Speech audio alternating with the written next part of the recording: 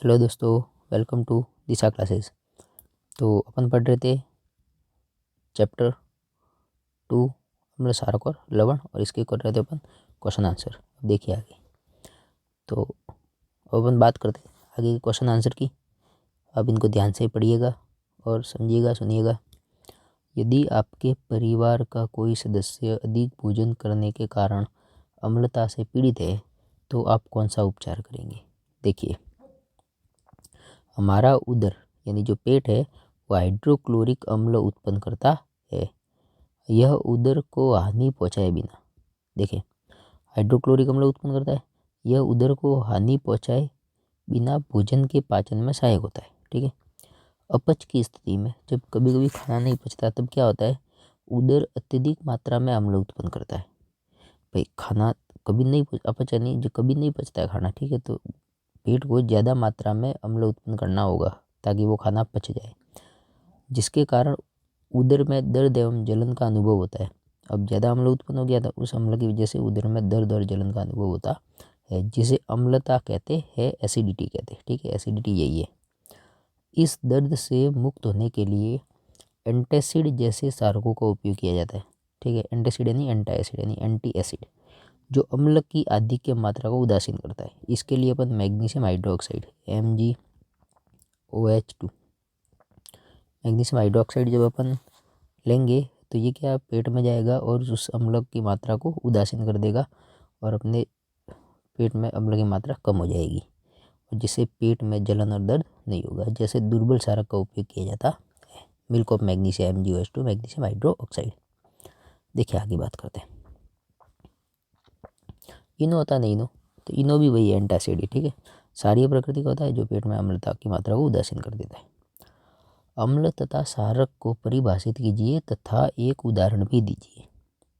भाई अम्ल क्या होते हैं, वे पदार्थ जो जलीय विलयन में H+, ठीक है, H3O+ कैसे, देखो H2O+H+। अभी H+ क्या है, स्थायी नहीं होता, इसलिए ये H2O के साथ अभिक्रिया करके H एक और आया तो H3O+ बना देता है। ठीक है, तो अम्ल को अपन H3O+ से भी डिनोट कर सकते हैं या H+ से भी डिनोट कर सकते हैं। समझिए, तो अम्ल वे पदार्थ है जो जलीय विलयन में H+ या H3O+ देते हैं। जलीय विलयन में H+ स्वतंत्र नहीं रहता है, यह H2 से क्रिया करके H3O+ बना लेता है। H+ के कारण ही इनका गुणधर्म अम्लीय होता है। अगर कोई पदार्थ जलीय विलयन में H+ नहीं देता, इसका मतलब वो उसका जो गुण है वो अम्लीय नहीं है। H+ देगा तभी वो अम्लीय माना जाएगा। HCl है, HNO3 है, ये सब अम्ल प्रकृति को होते हैं। HCl है तो इसने H2O से बिक्रिया, मतलब H2O में डाला इसको, तो H चला जाएगा H3O+ और Cl माइनस। HNO3 है, जल में डाला तो H3O+ और NO3 माइनस में कन्वर्ट हो जाएगा, नाइट्रिक अम्ल। यानी कुल मिला के ये जलीय विलयन में H+ देते हैं। क्षारक क्या होते हैं, देखो, क्षारक वे पदार्थ जो जलीय विलयन में OH- यानी कि हाइड्रोक्साइड आयन देते हैं। सभी क्षारक जल में घुलनशील नहीं होते। देखिए, जो क्षारक जल में घुलनशील होते हैं उन्हीं को अपन क्षार कहते हैं। जल में घुलनशील क्षारक को क्षार कहते हैं, और जो जल में घुलनशील नहीं होते उनको क्षारक ही कहते हैं। इनका स्वाद कड़वा तथा स्पर्श साबुन की तरह होता है तथा इनकी प्रकृति संक्षारक होती है। जैसे NaOH एक क्षारक है, KOH एक क्षारक है। देखिए आगे, NaOH जल में घुलेंगे तो ये Na और OH- देगा। ठीक है, जल में घुलेंगे तो K+OH- देगा, K+ और OH-। तो pH स्केल क्या होती है, बात करते हैं pH स्केल की। समझिए इस चीज़ को,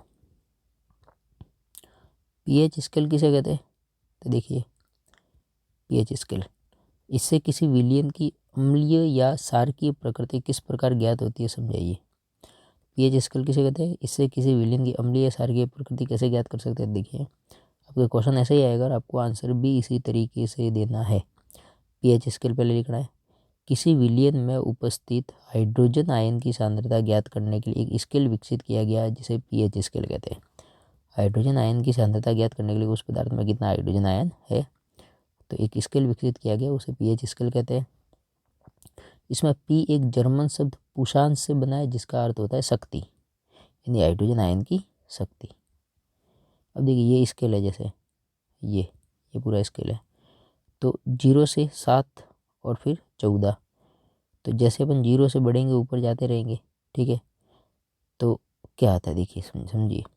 तो अपन सारी प्रकृति देखो, 7 से नीचे आएंगे तो एच प्लस बढ़ता जाएगा, नहीं अम्लीय प्रकृति बढ़ती जाएगी, ठीक है।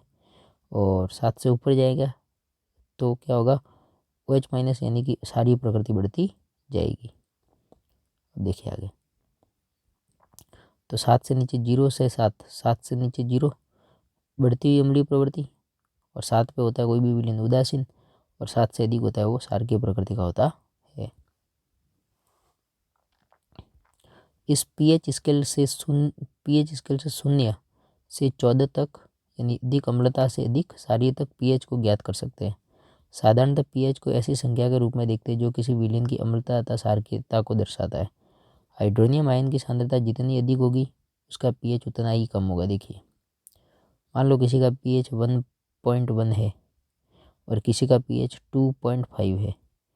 देखो, पीएच किसका ज़्यादा है, 2.5 वाले का। इसका मतलब ये कम अम्लीय है और ये ज़्यादा अम्लीय है, ठीक है।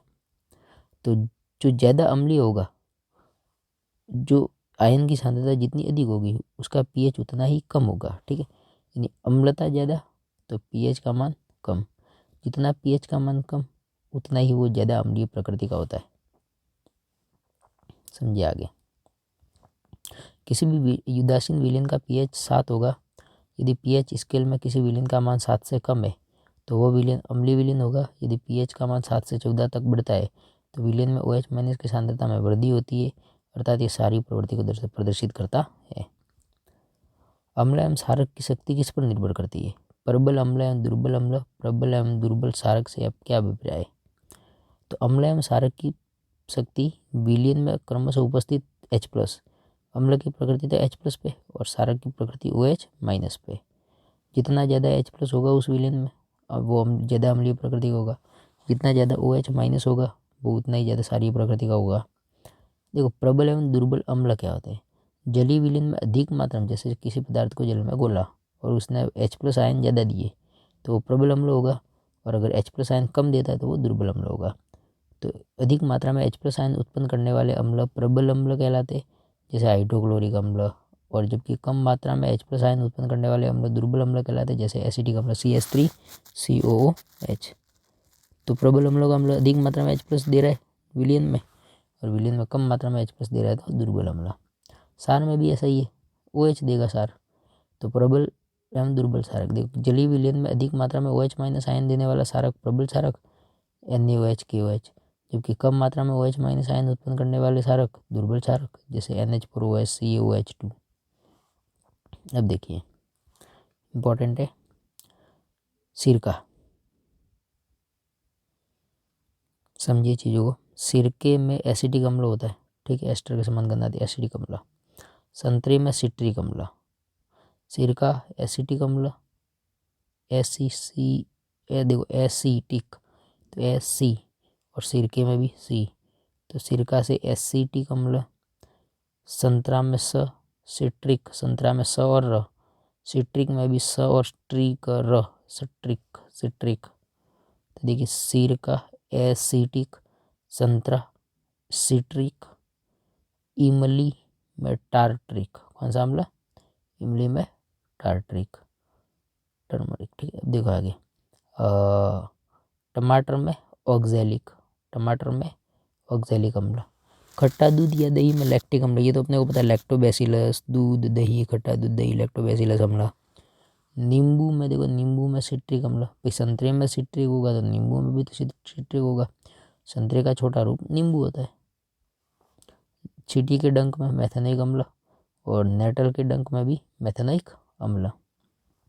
आप इसे एक बार देख लीजिए, सिरके में एसिटिक, संतरे में सिट्रिक, इमली में टार्ट्रिक, टमाटर में ऑक्जेलिक, खट्टा दूध दही लैक्टिक, नींबू सिट्रिक, चींटी का डंक मैथेनोइक, और नेटल का डंक मैथेनोइक। आगे बात करते हैं अपन, पढ़ते जाइए आप और देखते जाइए और मुझे सुनते जाइए, आपका काम बहुत आसान हो जाएगा। दंत सह के कारण को स्पष्ट करते हुए इसके बचाव के 2 उपाय लिखिए। यानी दंत सह किसकी वजह से होता है और इसको बचाने के लिए अपने को क्या करना चाहिए। देखो दांतों का इनेमल होता है ना ऊपर वाला दंत वल्क, calcium hydroxyapatite, calcium hydroxyapatite से बना होता है, जो कि शरीर का सबसे कठोर पदार्थ है। तो शरीर का सबसे कठोर पदार्थ कैल्शियम हाइड्रोक्साइड और हाइड्रोक्सी एपेटाइट है। ये जल में नहीं घुलता है। देखो तो कैल्शियम हाइड्रोक्सी एपेटाइट जो जल में नहीं घुलता है, लेकिन मुंह की पीएच का मान जो 5.5 से कम होता है तो ये संसारित हो जाता है, टूटने लगता है। मुंह में उपस्थित जीवाणु यानी बैक्टीरिया भोजन के पश्चात मुंह में अवशिष्ट शर्करा एवं खाद्य पदार्थों का निम्नीकरण करके, तो देखो मुंह में उपस्थित जो जीवाणु या बैक्टीरिया है वो भोजन करता है, उसके पश्चात क्या करता है ये जो अवशिष्ट शर्करा और खाद्य पदार्थों का निम्नीकरण करके अम्ल उत्पन्न करते हैं। क्या उत्पन्न करते हैं? अम्ल, जिससे मुंह का पीएच 5.5 से कम हो जाता है और दंत से प्रारंभ हो जाता है। यानी कि ये कैल्शियम हाइड्रोक्सी एपेटाइट टूटने लग जाता है। कैल्शियम हाइड्रोक्सी एपेटाइट क्या करने लग जाता है? टूटने लग जाता है और दंत से प्रारंभ हो जाता है। देखिए बचाव के उपाय समझिए इसको। भाई अगर दांतों को सड़ने से बचाना है तो अपन क्या कर सकते हैं? तो भोजन के बाद मुंह साफ करने से इससे बचाया जा सकता है। मुंह की सफाई के लिए आप सार के दंत मंजन का उपयोग करने से अम्ल की आदि की मात्रा को उदासीन किया जा सकता है। ये सिंपल सी बात है। मुंह में बना अम्ल, अपन ने जो दंत मंजन होता है टूथपेस्ट वो सार की पदार्थ होता है, ठीक है। तो सार अम्ल को उदासीन कर देता है, तो उस पदार्थ का उपयोग करने से अपन मुंह में अम्लता की मात्रा को उदासीन कर सकते हैं। देखिए आगे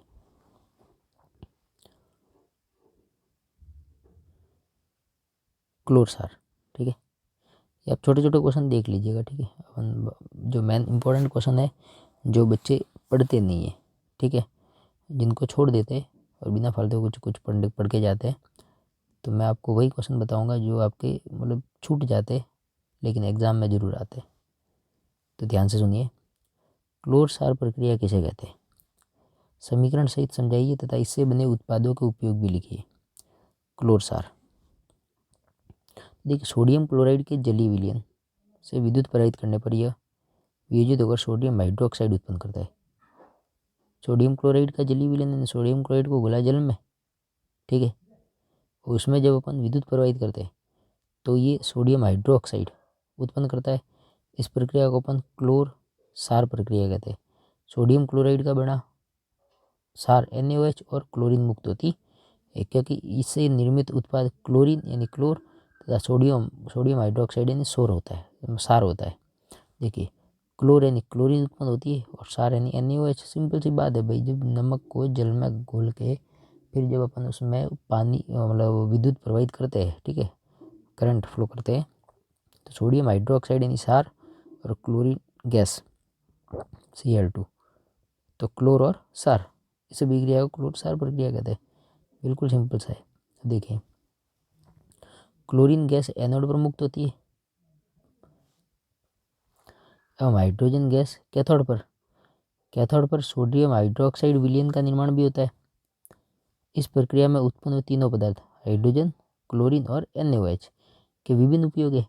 H2 गैस ईंधन, मार्गरीन, खाद के लिए, तो 3 पदार्थ होते हैं।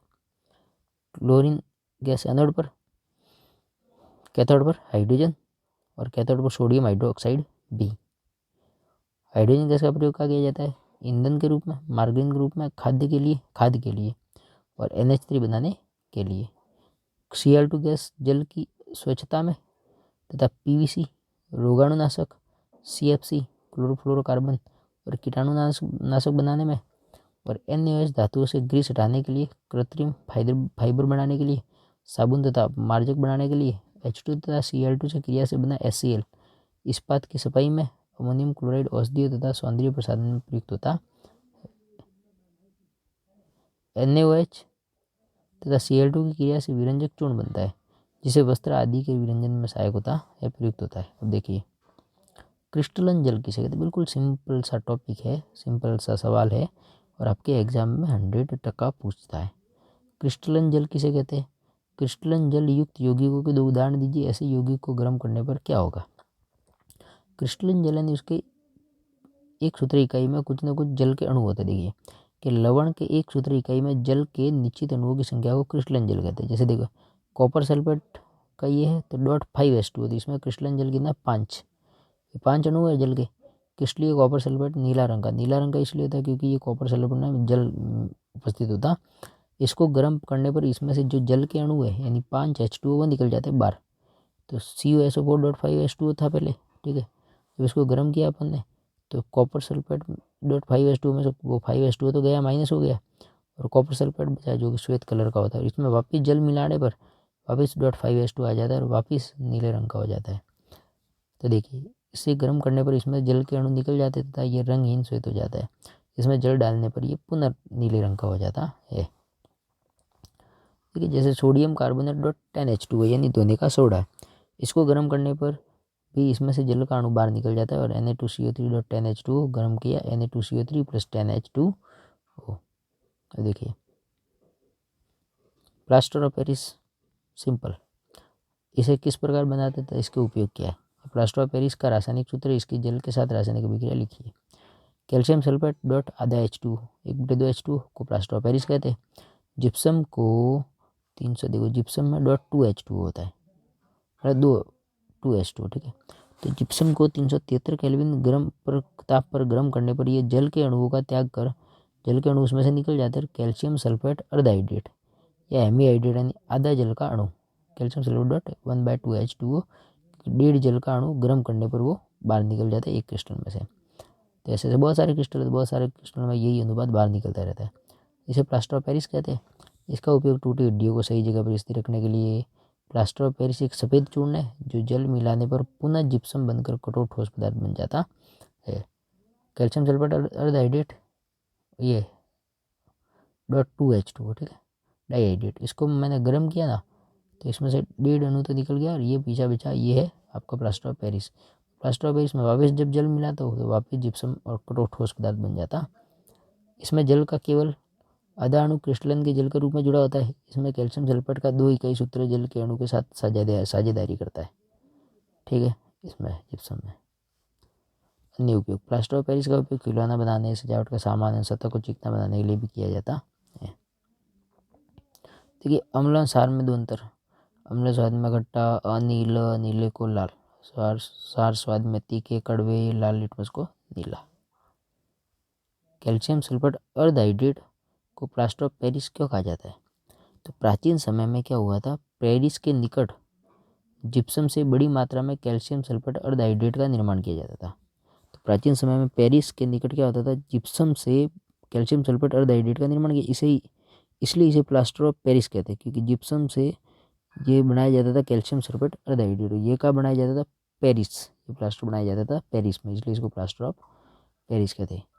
विरंजक चूर्ण का सूत्र COCl2, दो उपयोग। विरंजक है तो रंग उड़ाने में यानी प्रमुख उपयोग विरंजक के रूप में और पीने के पानी के शुद्धिकरण में। धावन सोडे का ये इंपॉर्टेंट, ठीक है, ये सूत्र और दो उपयोग है ना, ये इंपॉर्टेंट है। देखिए धावन सोडे का रासायनिक सूत्र है उपयोग Na2CO3.10H2, इसमें क्रिस्टलन जल है 10, जल की स्थायी कठोरता घटाने में और बोरेक्स जैसे सोडियम यौगिक के उत्पादन में। आगे बात करते हैं अम्ल एवं क्षारक के बीच रासायनिक अभिक्रिया उदासीन अभिक्रिया कहते हैं। क्यों, तो अम्ल और क्षारक NaOH और HCl जब अभिक्रिया करते हैं तो लवण और जल बनाता है, और लवण क्या होता है, उदासीन होता है, ना तो इसमें अम्ल का गुण होता है ना ही क्षार का गुण होता है, ठीक है। लिटमस क्या है भाई, एक सूचक है, प्राकृतिक सूचक है जो अपने को सूचना देता है कि आगे वाला पदार्थ क्षार है या अम्ल है। इसे थैलोबाइटस समूह के लाइकेन यानी लीचन पौधे से निकाला जाता है। लिटमस विलीन जब न तो अम्लीय होता है और न ही क्षारकीय, तब ये बैंगनी रंग का होता है। इसे प्राय अम्ल क्षारक सूचक की तरह उपयोग किया जाता है। गंधीय सूचक सिंपल सी बात है, वो जो जिनकी गंध अम्लीय या क्षार के माध्यम में बदल जाती है, इन्हें गंधीय सूचक कहते हैं। जैसे बारीक कटी प्याज, लौंग का तेल, तनु वैनिला एसेंस का गंधीय सूचक की तरह उपयोग किया जाता है।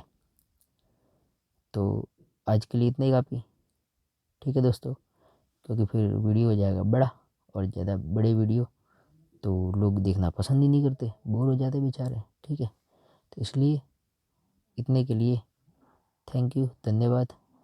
चैनल को लाइक शेयर सब्सक्राइब ज़रूर कीजिएगा ताकि आपके और आपके दोस्तों के लिए काम आए और एग्ज़ाम में उनकी थोड़ी सहायता हो सके। थैंक यू, धन्यवाद।